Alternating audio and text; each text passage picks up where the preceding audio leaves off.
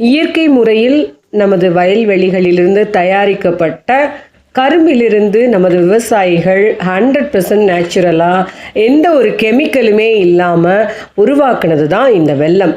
நாளடைவில் இந்த வெல்லம் பயன்பாடு அப்படிங்கிறது நமக்கு குறைஞ்சிக்கிட்டே வருது. இந்த வெல்லம் சாப்பிட்டுட்டு இருக்க வரைக்கும் நம்மளுடைய முன்னோர்கள் நல்ல ஆரோக்கியமாக இருந்தாங்க.